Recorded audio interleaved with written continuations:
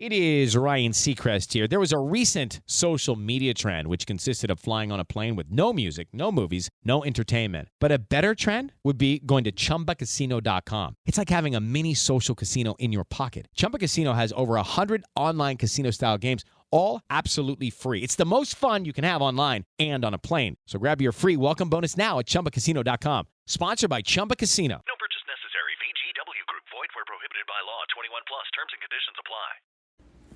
What's up, what it do, cyber world? It is your girl, the one and only Ash Brown, and this is my weekly recap of my favorite show that's really starting to get under my nails.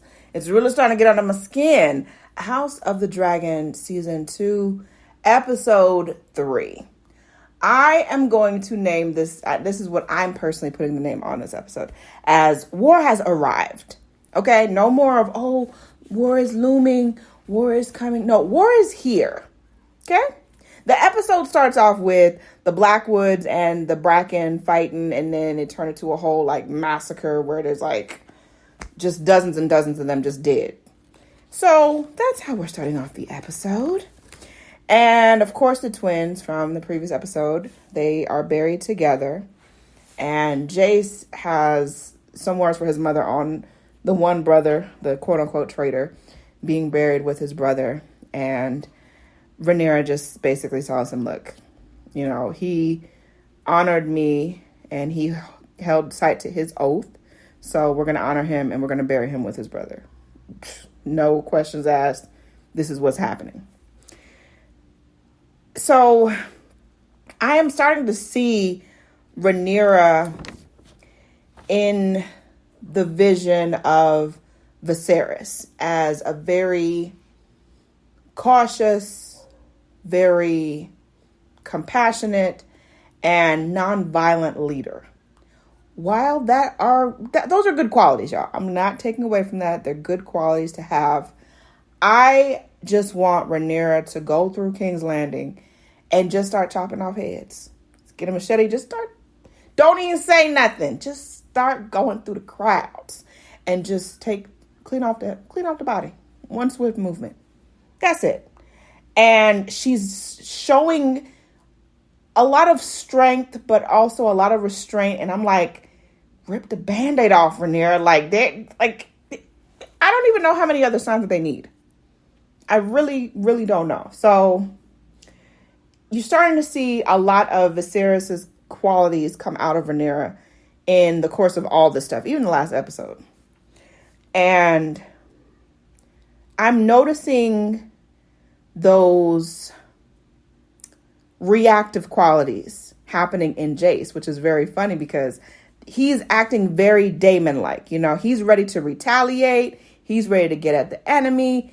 And again, Rhaenyra is showing a lot of what I think she saw her father do in avoiding war where possible and looking for another route. So Rhaenys she comes and joins her, and she basically suggests that Otto Hightower would have never let something like this happen. This would have never gone down on his watch. Point blank, period. Aegon must have gone rogue. And she then, further states, look, maybe this is time for you to try to make peace with Alicent because she has a good heart. And I think that she would be the key to ending the bloodshed that is pending. It's really pending. And Rhaenyra really shuts that down pretty quick. She's like, the girl sent me a letter and stuff in between, my son dying and everything. I haven't even opened it. I haven't even looked at it. I've not even checked it. I really don't care what she said. So that's shut down. Then we cut to Sir Criston Cole, everyone's favorite. And he now has a new haircut and a new title. And he is late for court. And he's heading through the halls and he's seeing like the new knights that are there. They look, some of them are looking kind of lazy. They're sitting around and then they look up and see him. But you can see they don't really regard him as, well, not necessarily regard. They don't revere him, I'll say, as like a hero or, oh my God, Sir Christian Cole. Like they're young kids because most of them are Aegon's friends. These are people that he used to hang out with and do whatever. So Christian is taking note of all this stuff. And he's like, there's a bunch of new like knights and stuff around. And Aegon is like, yeah, no, those are my peoples. Yeah, we lost so many people. And then somebody at the court, I forgot what his name was, but he made a reference to Christian, leaving the Night's Guard and becoming, the Hand and all that stuff. So that was kind of interesting, kind of a stab at him in there. It was like, yeah, we had to get people, especially, the last, person we had to replace type of thing. So I thought that was cute. Aegon basically declares war. He's like, look, I heard about the Blackwoods and the Bracken and that whole massacre going on. And hey, that's a plus for us. And the other members of court are like, look, that's not necessarily a win because they basically have been at war with each other forever. So that's not necessarily a win, we should say. But Aegon is not having any of it. He's like, we'll take it. That's a win in our name. That's it. Alicent is not respected at court at all. She's making suggestions. She's trying to get them to see the full picture. And none of the men really value her opinion. You can even see her confidence just depleting, and she's looking like, why the hell did I even show up to this meeting if these stupid men are not even going to listen to me, including my son. So next, Kristen Cole, he decides, look, we're going to take Harrenhal. Now, Harrenhal, I did a little bit of research on because I was like, why is it so freaking important, Harrenhal? Harrenhal is basically a really big property that's next to, I believe, the riverfront, where the majority of the takeover is going to be. And so whoever has Harrenhal basically has an advantage on the competition. So, but there are a lot of pros and cons to Harrenhal that I found out as well. Is that Harrenhal is big, it is vast, but it needs a lot of repairs. It's in bad shape because the people that inhabit it right now, they just don't have the money to fix things and to do things. And it's very moist, I guess, because it's right there near the ocean. But there's a lot of damage. A lot of things need to be put in order with Harrenhal, but the funds are just not there. So there's pros and cons to Harrenhal. Yes, it's a pivotal point. Getting Harrenhal is going to be key in winning the war, but also it's going to take a lot of upkeep. So keep that in mind also. Now, let's see. Then they cut to... okay. Before we leave the council meeting, Aegon basically declares, he's going to go and he's going to take his dragon. I forgot who his dragon is. It's kind of hard to keep it with the dragons. I got a family tree thing that shows who's assigned to who and whose dragon is what, but I just haven't kept up with it. And then also, this season, they've not shown Aegon with his dragon, so that's another thing that's just like, I don't really too much know about that. But he declares that he's going, and the council is like trying to really, they're really trying to, discern him from going and be like, maybe you just stay right. He's like, no, I'm the king, and I'm about to be up in this war, and this is what I'm gonna do. So nobody can really talk to him. Nobody can tell him anything. Sea Smoke was Rhaenyra's dragon. Rhaenyra was married to Rhaenyra first. That was her cousin. That was Corlys and Rhaenys' son. Now, if you know from the first season, you know that Rhaenyra faked his death to go be with his lover. And I guess I never thought about what would happen to his dragon. I feel like they didn't make a whole bunch of reference to it. And I don't think he ever rode the dragon last season. Not that I remember. But so his dragon was Sea Smoke. Sea Smoke is out there crying and almost wailing in pain, or you just never know. And so the chick that is the ex-prisoner, ex-whore, and now she tells Rhaenyra that she wants a place at court. Rhaenyra's like, really? You want a place in court? But you was trying to just leave. She was like, yeah, but I see how you showed mercy on me, and you're someone that I would want to be under. And she's like, oh, okay. Well, she basically said, okay, well, we'll figure something out. And she turns to Rhaenyra and was like, are they always like this? And she's, seeing sea smoke in the sky, crying and kind of wailing. And she's like, oh, sometimes they just do that for whatever reason. And the girl turns to her and she's like, well, maybe he's lonely. So for me, it was like a double meaning. Like, maybe he's lonely, like he's ready for a new writer. Why doesn't he have a writer? But also maybe he's lonely is kind of piggybacking off of Rhaenyra being without Daemon. I don't know. But I also was thinking, what if, these dragons are connected to their riders, okay? They're super connected to where they feel the pain that the person feels. Like in episode 1, Rhaenyra's dragon was crying and wailing at, the wing of Luke's dragon, and understanding and knowing that Luke was gone and also her baby was gone. So why wouldn't Sea Smoke possibly know that Rhaenyra is alive somewhere and just, I don't know, maybe feels rejected? But I feel like maybe Sea Smoke knows something. I think it would be really cool for Rhaenyra to come back. I don't think that he would come back willingly, but it definitely would be an interesting story. If we're going to get things started, let's go ahead and get it all the way started, okay? That's what I feel about it. That's just my take. That's my little 2 cents, okay? Okay, so Rhaenyra. Rhaenyra is Daemon and I want to say Rhaenyra's child. And you guys know, last season, Rhaenyra, she basically committed suicide because she was having complications with her pregnancy and she just couldn't take it no more. And she Dracarys herself, which is very hard to watch. I was like, girl, just barbecue yourself. It was terrible. But anyways, Rhaenyra is now getting word from Rhaenyra that she is sending Joffrey and the 2 other babies with her cousin, Lady Jane Eyre, and they're sending them to Ward.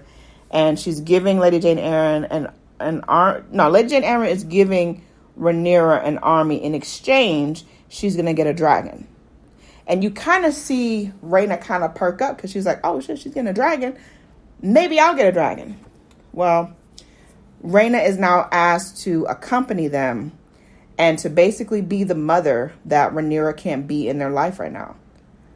And that got to be one heck of a gut punch. That's got to be just... Number one, and maybe somebody out there, please message me and let me know. Why doesn't Rhaenyra have a dragon? I do not understand how that works or how that is, because there's plenty of dragons that go along. And I mean, dragons are being stolen all day, Aemond. But I do not understand. How does she not have a dragon? And everybody else can have a dragon. So you can kind of see she is not happy about this assignment. Rhaenyra basically tells her, look, I need you to just take this willingly, please. I know that this is a sacrifice. This is one hell of an ask. You want me to go off, and not only do you want me to go off, you want me to go where my mother died. That's what she wants her to go, where it's far enough away to keep all of them safe. And she's sending her with the babies, and this is the first shot that we get of Daenerys's eggs. We get a look at Daenerys's eggs, which I thought was so cool. I thought that was like super cute because it just never was really talked about, and I didn't really get any back from that. But we got a glimpse of Daenerys's dragon eggs, and these eggs were carried on for centuries, right? So this was Drogon, Rhaegal, and Viserion. So those 3 eggs we get a glance of, and we get a little bit of story on that one. But yeah, if anyone out there can tell me why Rhaenyra does not have a dragon, I would love to know that. I would absolutely love to know. Now, back to Daemon. Daemon takes Harrenhal, and he's going like he's ready to just murk everybody. Like, Daemon is on the energy that I would like for Rhaenyra to have. Like, he is next, just trying to just get everybody. Whoever's there, he is coming for blood. And he goes in there full armor. He's ready to fight. And the people just basically, they concede and was like, oh. And, he comes in and he's like, hey, I'm taking Harrenhal. I'm declaring this in the name of, Queen Rhaenyra and all that stuff. And they're like, okay. Like, they were, like, he was fully prepared to fight. Fully prepared. But, yeah, there was no fight at all. They tried to feed him, and he said that he wasn't going to try to eat poisoned food. And they were like, look, you're welcome here. There's no need for you to be, on guard or anything. And that's when Daemon brings up Larys. And he's like, look, Larys is your cousin. How do I know that you don't have any kind of alignment with him? And the cousin basically was like, look, Larys killed my nephew and his son. I know that he's behind it. He's like, Harrenhal right here. This whole compound is like super moist, and they died by fire. That is unusual. And so he said, he basically, stakes his claim on not being affiliated with Larys at all. You can kind of tell that Daemon is not amused. He doesn't really know what to believe, but he takes the guy's word and is like, you know what, whatever. What I thought was really cute is that they made a reference to Grover Tully. And that is the gentleman that Daemon demanded to speak with to, put his full claim down and all the things. And I found out later on that there are a lot of Sesame Street references, y'all. So there's Grover Tully, there's an Elmo, and there's a Kermit. I don't know if we're going to hear about Elmo or Kermit next. I was so excited. I was like, that is so cute. That is so cute. So we go further on. Alicent's brother, who we've never heard anything about. I don't remember them talking about her having a brother ever. I pretty much figured that she was the only child. But evidently she has a brother. I think his name was Elmer or something. Or Elmore. I don't know what his name was. But he gets introduced to Christian Cole. And he's like looking him up and down. He's like, yeah, I wanted to get a good eye on the guy that took my dad's job, basically. And he's like, yeah, I'm coming along with you guys. And Christian Cole was like, no, we pretty much have enough people, blah, blah, blah. And Alicent insists, well, she is the queen. And that's basically what that is. So he is going along with them. Now, they flash back and flip scenes, Rhaenyra. Rhaenyra is also not very respected by her council.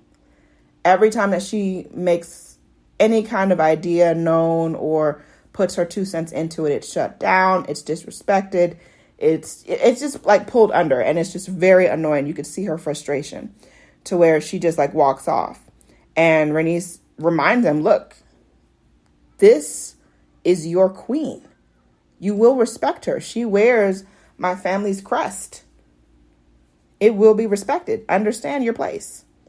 So Rhaenys, like, even though I'm still mad at her from the first season where she could have killed all the Greens at once, she really has Rhaenyra's back. She wants Rhaenyra to win. I think that she understands that. Rhaenyra, this is her time to shine. And Rhaenys is really trying to be of good counsel to her. And it's a beautiful thing. Because especially first season, they didn't have the best of relationships. And you could kind of tell Rhaenys was a little jealous of Rhaenyra. But with her father gone and her son and all that, I think that Rhaenys really has come full circle. And she is all team Rhaenyra. All team Rhaenyra. And I love seeing that.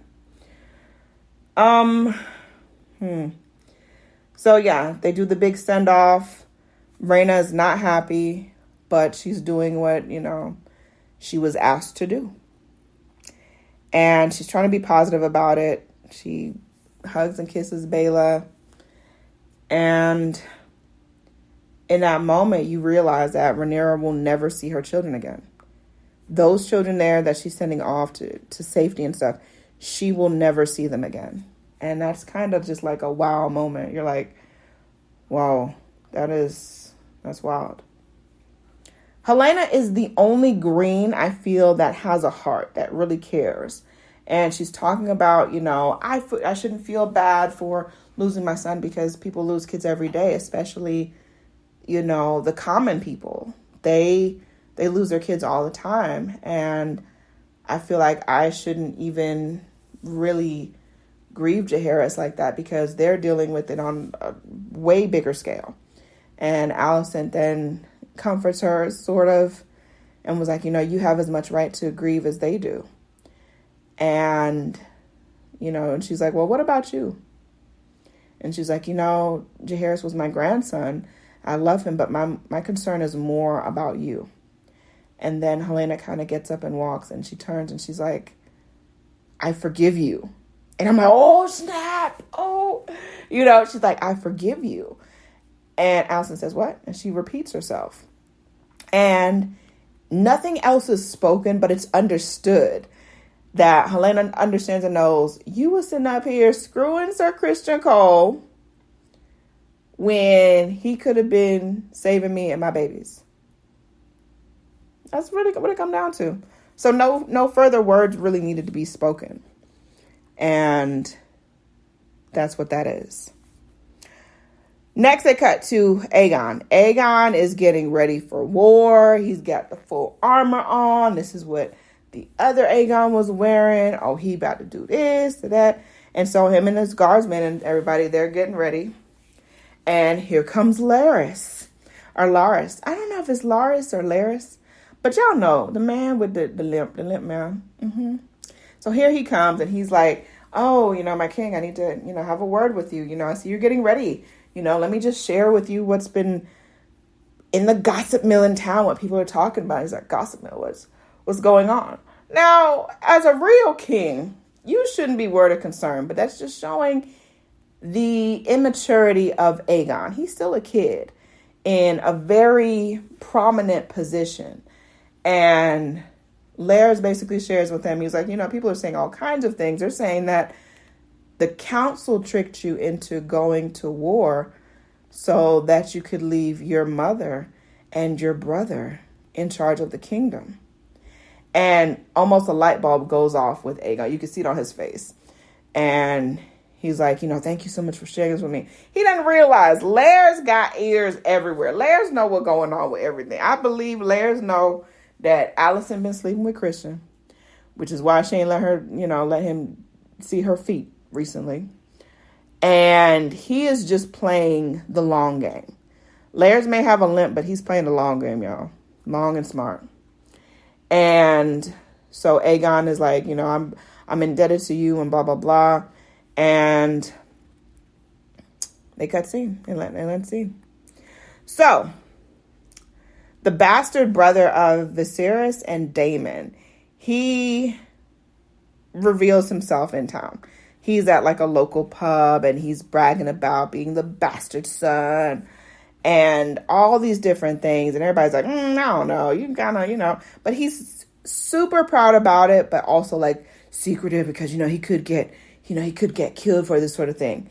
And before you know it, they're talking and here comes Aegon, y'all.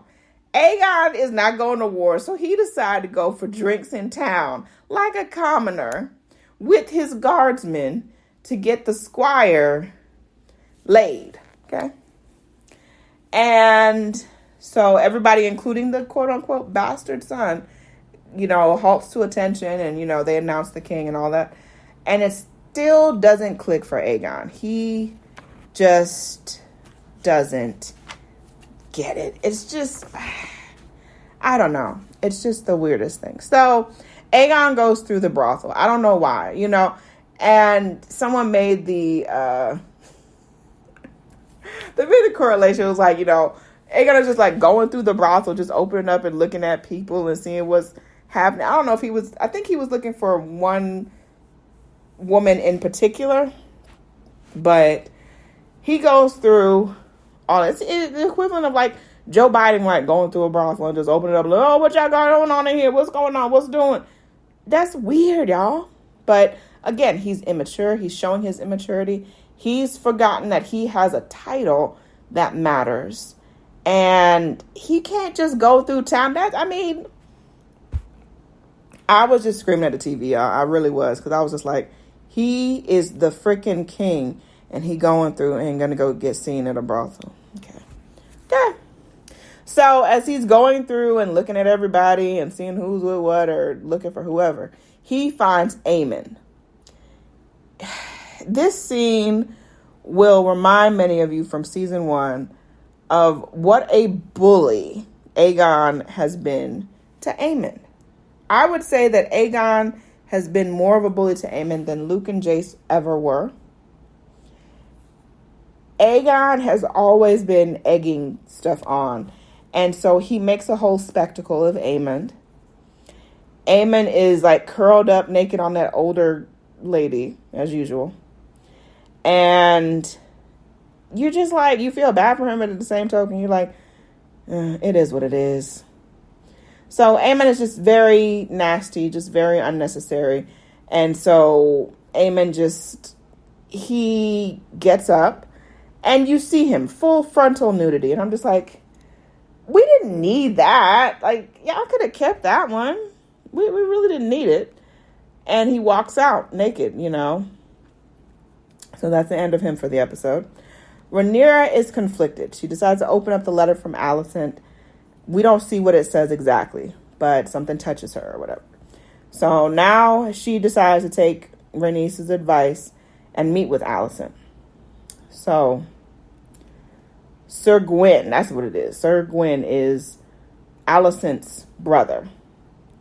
They're in the countryside, because remember, they're headed to Harrenhal, right?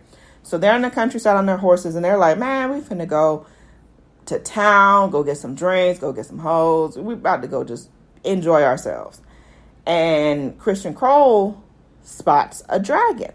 He tells them to hurry up and get to the forest. So they're like several yards away from the forest. And y'all know this is the first time we get to spot Baela and Moon Dancer in the sky. I was so proud. I was like, look at her with Moon Dancer. But Baela spotted them from way up yonder. She was up in the sky. Like, you couldn't even see them. And she spotted them. So just seeing her on Moon Dancer, it just gave me goosebumps because I was just so pumped and so ready to see another dragon. And eventually they get off into the forest. And she, quote unquote, can't decipher where they are. I'm like, girl, you could have blazed up that whole forest. Just barbecue it. Set that mug ablaze. So, Rhaenyra is starting to really hone in on who she is, her position, and making the council respect her. So she's not taking no shit from no more of the council. All right? Rhaenys is so proud. She has like her proud mama moment because she's like, yes, she's starting to really gain her bearings. And I'm loving that. Daemon starts hallucinating at Harrenhal, y'all. He is hallucinating. And a lot of it, I feel, is guilt. Because as much as Daemon wants to put on it, he's a hard guy and he's this, he's that, I feel like a part of it is guilt. And the other part of it is the truth of, I think he is still some sour about not getting the crown, not getting the throne. So he hallucinates and he sees younger Rhaenyra and she is stitching up Jaehaerys's head to its body. And she's like, you always make messes and I always have to come up behind you and clean it up. And then he drops his sword and then he ends up in this weird, like, witchy looking forest. And the chick from earlier in Harrenhal, she says to him, you will die in this place. And you're like, oh, what does that even mean? So I'm just like, wow. you don't know if she's a witch. It's kind of implied that something supernatural will be happening or has happened, but we don't 100% know yet. So I'm super, super duper excited about that. Next. Okay, so the ex-whore, the prisoner, but now has a place next to Rhaenyra. She advises her on Alicent's movements.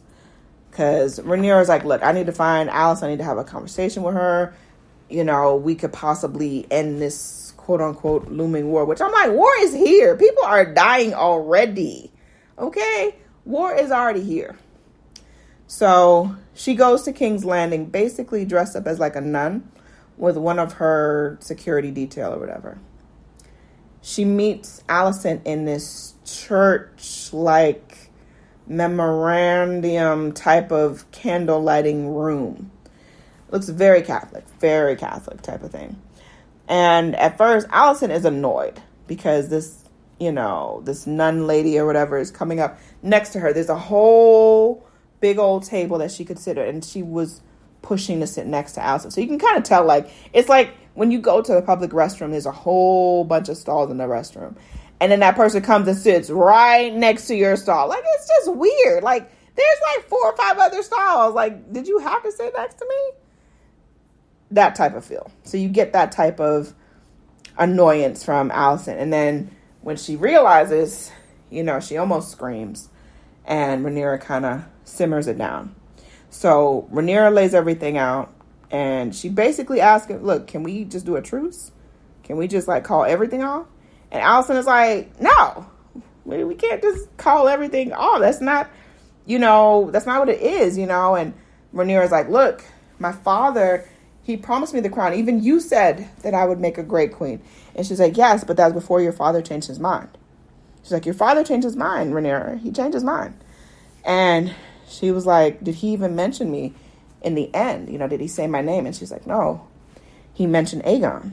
And he mentioned Aegon the Conqueror and the prince that was promised.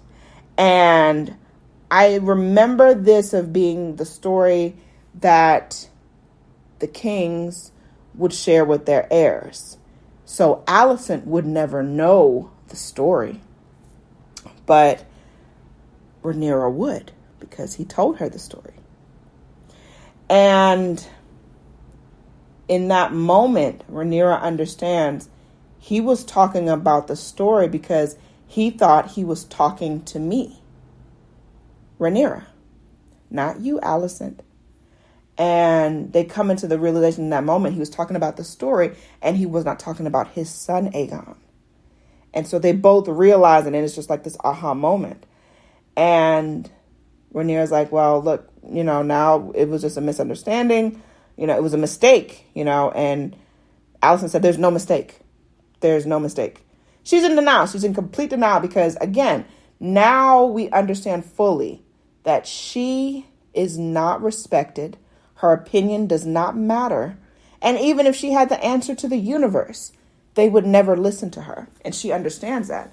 This war is already underway. And there's nothing that she could do anyways. But even if she decided that she wanted to stop it, it would have no effect. And she understood that in that moment. And she said that to Rhaenyra. And it was just like, it's too late. I think she even said it. It's too late, Rhaenyra. It's too late. Which is true. It's been too late because the war has already happened. The war is it's ongoing. And that was basically it, So with them talking about, war is looming, war is not looming. War is here. Rhaenyra has a moment of recognition and she knows what she needs to do next. And so the next episode is supposed to be the Dance of the Dragons, which is supposed to be, some of the dragons, they finna scrap it out. Scrap it out. So that was interesting. Overall, I just really want Rhaenyra to, massacre some people because her baby is gone and everything has been stripped from her. Her daddy gone, her baby gone, her man gone. She ain't got a whole lot to be positive right now. I'm like, I get it. You want to try peace. before violence. But after they killed my baby, it's violence all the way. So that is my take on it, y'all. What do y'all think about it? What do y'all think is going to happen with episode 4? It's going to be interesting, but I want to see more anger. I want to see more just Rhaenyra expressing her feelings, because I feel like she hasn't really done that in this season. And really just like be angry, scream out something, slap somebody. But yeah, you guys let me know what you think. If you want to follow me across social and you don't know where to look, where to find me, I am One Love Ash, the number 1, LOVEASH. And of course, I am the host of the Ash Said It Show. All right, if you want to check out some good positivity, some good vibrations, darling, check out the Ash Said It Show. And if you want to check out ashsaidit.com, I got some pretty cool stuff up there. But I appreciate you guys, and thank you so much. And I look forward to the next episode recap. Deuces! Step into the world of power, loyalty, and luck. I'm gonna make him an offer he can't refuse. With family, cannolis, and spins mean everything. Now, you wanna get mixed up in the family business. Introducing The Godfather at ChumbaCasino.com. Test your luck in the shadowy world of The Godfather slot. Someday, I will call upon you to do a service for me. Play The Godfather now at ChumbaCasino.com. Welcome to the family. No